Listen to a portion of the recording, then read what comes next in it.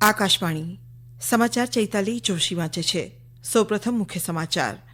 રાષ્ટ્રપતિ દ્રૌપદી મુર્મુએ નવી દિલ્હીમાં મેજર ધ્યાનચંદ રાષ્ટ્રીય સ્ટેડિયમ ખાતે રાષ્ટ્રીય આદિજાતિ મહોત્સવ અને આદિ મહોત્સવ 2024નો આજે પ્રારંભ કરાવ્યો.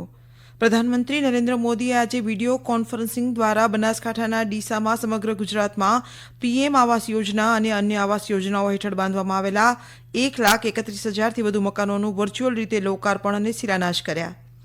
લોકસભાએ ઐતિહાસિક શ્રી રામ મંદિરના નિર્માણ અને શ્રી રામલલાની પ્રાણ પ્રતિષ્ઠા પર ચર્ચા હાથ ધરી. કર્મચારી ભવિષ્ય નિધિ સંગઠને કર્મચારીઓના ભવિષ્ય નિધિ થાપણો પર વ્યાજ દર 8.25% નક્કી કર્યો અને ભુવનેશ્વરમાં FIH હોકી લીગમાં આજે સાંજે ભારતીય પુરુષ હોકી ટીમ તેમની પ્રથમ મેચમાં સ્પેન સામે રમશે.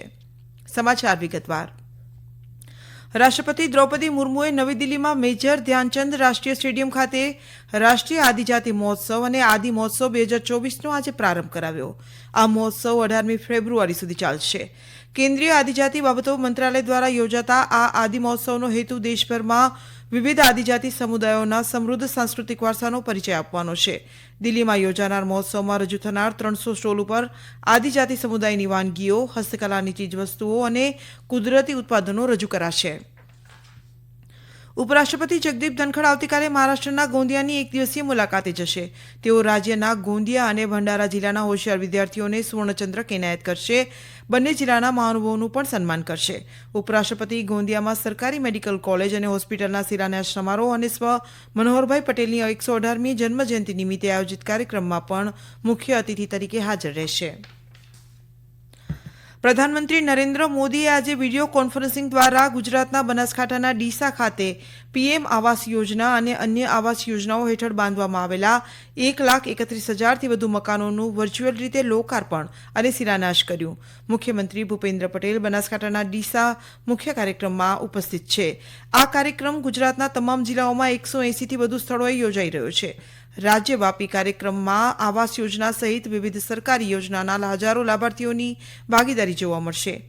અમારા સંવાદદાતા અર્પણા ખૂટ જણાવે છે કે પ્રધાનમંત્રી આવાસ યોજના શહેરી અંતર્ગત ગુજરાતમાં 7,64,000 મકાનોનો લક્ષ્યાંક નક્કી કરવામાં આવ્યો છે, જેની સામે અત્યાર સુધીમાં 9,61,000 મકાનો મંજૂર કરવામાં આવ્યા છે. આ મંજૂર કરાયેલા મકાનોમાંથી લગભગ 8,28,000 મકાનોનું બાંધકામ પૂર્ણ થયું છે.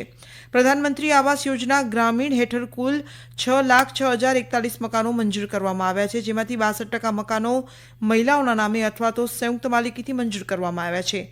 આ યોજના હેઠળ અત્યાર સુધીમાં ગ્રામીણ વિસ્તારોમાં પાયા માળખાકીય સુવિધાઓવાળા 5,14,000થી વધુ મકાનો બનાવવામાં આવ્યા છે. કેન્દ્ર સરકારની જાહેર કૌશલ્ય પ્રશિક્ષણ યોજના પ્રધાનમંત્રી કૌશલ વિકાસ યોજના અને તેના તાલીમ અને વિકાસ કાર્યક્રમો દ્વારા 1.5 કરોડથી વધુ યુવાનોના જીવનમાં પરિવર્તન આવ્યું છે. આ યોજના ઉદ્યોગ સંબંધિત કૌશલ્ય પ્રશિક્ષણ અને વધુ સારી આજીવિકા સુરક્ષિત કરવામાં મદદ કરવા માટે સાબિતીનું પ્રમાણપત્ર પ્રદાન કરે છે. કેન્દ્રીય ગૃહમંત્રી અમિત શાહે જણાવ્યું છે કે નાગરિકતા સુધારા અધિનિયમને સૂચિત કરવામાં આવશે અને આગામી લોકસભાની ચૂંટણી પહેલા તેનો અમલ કરવામાં આવશે. ET નાવ ગ્લોબલ બિઝનેસ સમિટ 2024ને સંબોધતા શ્રી શાહે ભારપૂર્વક જણાવ્યું હતું કે નાગરિકતા સુધારા અધિનિયમ એ નાગરિકતા પ્રદાન કરવા માટેનો કાયદો છે અને કોઈની નાગરિકતા છીનવી લેવાનો નથી. તેનો હેતુ બિન મુસ્લિમ સ્થળાંતર કરનારાઓને ભારતીય નાગરિકત્વ આપવાનો છે. ડિસેમ્બર 2019માં સંસદ દ્વારા નાગરિકતા સુધારા અધિનિયમને પસાર કરવામાં આવ્યું હતું. લોકસભાએ ઐતિહાસિક શ્રી રામ મંદિરના નિર્માણ અને શ્રી રામલલાની પ્રાણ પ્રતિષ્ઠા પર ચર્ચા હાથ ધરી છે. ચર્ચાની શરૂઆત કરતા ભાજપના સાંસદ ડોક્ટર સત્યપાલસિંહે કહ્યું કે અયોધ્યામાં ગયા મહિનાની 22મી તારીખે શ્રી રામલલાની પ્રાણ પ્રતિષ્ઠા ઐતિહાસિક છે અને રામ મંદિર દેશના કરોડો લોકોની આસ્થાનું મૂર્ત સ્વરૂપ છે. તેમણે કહ્યું કે ભગવાન રામ તમામ લોકોના છે અને બધા માટે પ્રેરણા સ્ત્રોત છે. દરમિયાન રાજ્યસભાએ ભારતીય અર્થવ્યવસ્થા પરના શ્વેતપત્ર પર ચર્ચા હાથ ધરી છે. ચર્ચાની શરૂઆત કરતા ભાજપના સુશીલ મોદીએ યુપીએ શાસન દરમિયાન થયેલી ગેરરીતિઓ અને કૌભાંડો અને કોંગ્રેસના નેતાઓની સંડોવણી પર પ્રકાશ પાડ્યો હતો. તેમણે ભારપૂર્વક જણાવ્યું હતું કે છેલ્લા 10 વર્ષમાં નરેન્દ્ર મોદી સરકાર પર ભ્રષ્ટાચારનો એક પણ આરોપ મૂકવામાં આવ્યો નથી. આ સમાચાર આપ આકાશવાણી પરથી સાંભળી રહ્યા છો.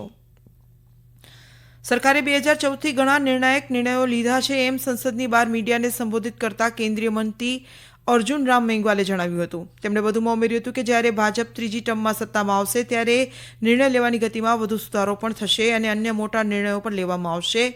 અને મોટા નિર્ણયો દેશની તરફેણમાં લેવામાં આવશે. આજે સંસદમાં રજૂ થનારા રામ મંદિર ઠરાવ અંગે શ્રી મેઘવાલે કહ્યું હતું કે ઐતિહાસિક શ્રી રામ મંદિરના નિર્માણ અને શ્રી રામલલાની પ્રાણ પ્રતિષ્ઠા વિશે બંને ગૃહમાં ચર્ચા થશે.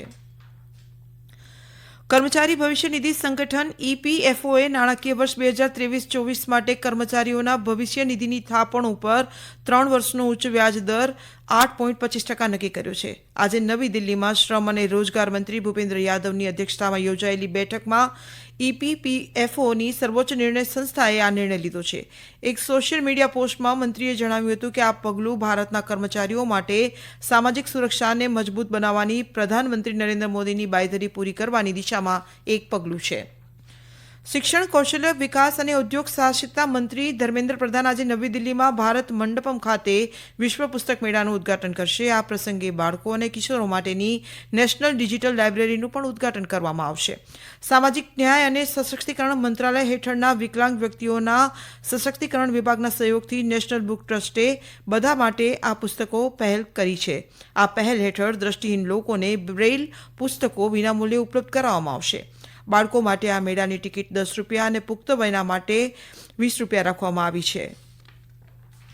પ્રતિબંધિત બળવાખોર જૂથ નેશનલ લિબરેશન ફ્રન્ટ ઓફ ત્રિપુરાના કુલ 6 આતંકવાદીઓએ ગઈકાલે શસ્ત્રો અને દારૂગોળા સાથે પોલીસ સમક્ષ આત્મસમર્પણ કર્યું હતું.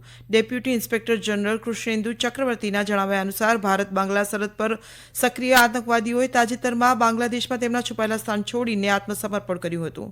ઉલ્લેખનીય છે કે 2022થી અત્યાર સુધીમાં 36 જેટલા સક્રિય NLFTના આતંકવાદીઓ સુરક્ષા એજન્સીઓ સમક્ષ આત્મસમર્પણ કર્યું છે.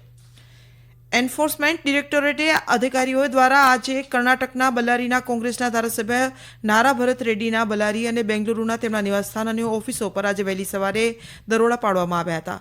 ઈડી અધિકારીઓ બલ્લારી અને બેંગલુરુમાં 13 સ્થળોએ શોધખોળ કરી રહ્યા છે અને મની લોન્ડરિંગના આરોપોની તપાસ માટે દસ્તાવેજોની ચકાસણી કરી રહ્યા છે. ભુવનેશ્વરમાં પુરુષોની FIH હોકી પ્રો લીગમાં આજે સાંજે ભારતીય પુરુષ હોકી ટીમ ટુર્નામેન્ટની તેમની પ્રથમ મેચમાં સ્પેન સામે રમશે. આ FIH હોકી પ્રો લીગ સાંજે 7:30 વાગે શરૂ થશે. હરમનપ્રીત સિંહની આગેવાનીમાં ભારતીય ટીમ જીત નોંધાવીને પોતાના અભિયાનની સારી શરૂઆત કરવાનો પ્રયાસ કરશે. લીગનો બીજો ભાગ રાઉરકેલાના બિરસા મુંડા હોકી સ્ટેડિયમમાં આ મહિનાની 19મી થી 25મી સુધી ચાલુ રહેશે. BCCI દ્વારા ઇંગ્લેન્ડ સામે 5 ક્રિકેટ ટેસ્ટ મેચ સિરીઝની બાકીની 3 મેચો માટે ભારતીય ટીમની જાહેરાત કરવામાં આવી છે. ટીમમાં મોટાભાગના ખેલાડીઓ એવા છે જેમને છેલ્લી 2 ટેસ્ટ મેચમાં સામેલ કરવામાં આવ્યા હતા. વિરાટ કોહલીએ અંગત કારણોસર આગામી 3 મેચમાં હાજરી આપવા અસમર્થતા દર્શાવી છે. દરમિયાન ભારતીય ક્રિકેટ કંટ્રોલ બોર્ડ BCCIની મેડિકલ ટીમ રવિન્દ્ર જાડેજા અને KL રાહુલના ફિટનેસ ટેસ્ટ બાદ તેના ટીમમાં સામેલ થવા અંગે નિર્ણય લેવામાં આવશે. ICC મેન્સ અંડર-19 ક્રિકેટ વિશ્વકપ ફાઇનલમાં દક્ષિણ આફ્રિકાના બેનોનીના વિલોમુર પાર્કમાં આવતીકાલે ભારત સામે ઓસ્ટ્રેલિયા રમશે. બંને ટીમો સતત જીત સાથે આ ટુર્નામેન્ટમાં આજે રહી છે. ઉદય સહારણની આગેવાનીમાં ડિફેન્ડિંગ ચેમ્પિયન 6ઠી વખત ટ્રોફી જીતવા માટે રમશે. સેમીફાઇનલમાં ભારતે યજમાન દક્ષિણ આફ્રિકાને 2 વિકેટથી હરાવ્યું હતું. બીજી તરફ ઓસ્ટ્રેલિયાએ ખૂબ નજીકની મેચમાં પાકિસ્તાનને 1 વિકેટે હરાવ્યું હતું. અમેરિકાના સિસ્મોલોજિસ્ટના જણાવ્યા અનુસાર શુક્રવારે હવાઈના મુખ્ય ટાપુ પર રિક્ટર સ્કેલ 5.7ની તીવ્રતાનો ભૂકંપ અનુભવાયો હતો. 36.85 કિલોમીટરની ઊંડાઈ સાથે આવેલા ભૂકંપ પછી કેટલાક વિસ્તારોમાં ધ્રુજારી પણ અનુભવાઈ હતી. ઉલ્લેખનીય છે કે ભૂકંપથી જાનહાનિ અથવા નુકસાનની સંભાવના ઓછી હતી. અંતમાં મુખ્ય સમાચાર ફરી એકવાર. રાષ્ટ્રપતિ દ્રૌપદી મુર્મુએ નવી દિલ્હીમાં મેજર ધ્યાનચંદ રાષ્ટ્રીય સ્ટેડિયમ ખાતે રાષ્ટ્રીય આદિજાતિ મહોત્સવ અને આદિ મહોત્સવ 2024નો આજે પ્રારંભ કરાવ્યો. પ્રધાનમંત્રી નરેન્દ્ર મોદીએ આજે વિડીયો કોન્ફરન્સિંગ દ્વારા બનાસકાંઠાના ડીસામાં ગુજરાતમાં PM આવાસ યોજના અને અન્ય આવાસ યોજના હેઠળ બાંધવામાં આવેલા 1,31,000થી વધુ મકાનોનું વર્ચ્યુઅલ લોકાર્પણ અને શિલાન્યાસ કર્યો. લોકસભાએ ઐતિહાસિક શ્રી રામ મંદિરના નિર્માણ અને શ્રી રામલલાની પ્રાણ પ્રતિષ્ઠા પર ચર્ચા હાથ ધરી. કર્મચારી ભવિષ્ય નિધિ સંગઠને કર્મચારીઓના ભવિષ્ય નિધિની થાપણો પર વ્યાજનો દર 8.25% નક્કી કર્યો અને ભુવનેશ્વરમાં FIH હોકી લીગમાં આજે સાંજે ભારતીય પુરુષ હોકી ટીમ તેમની પ્રથમ મેચમાં સ્પેન સામે રમશે. આકાશવાણી પરથી સમાચાર પૂરા થયા.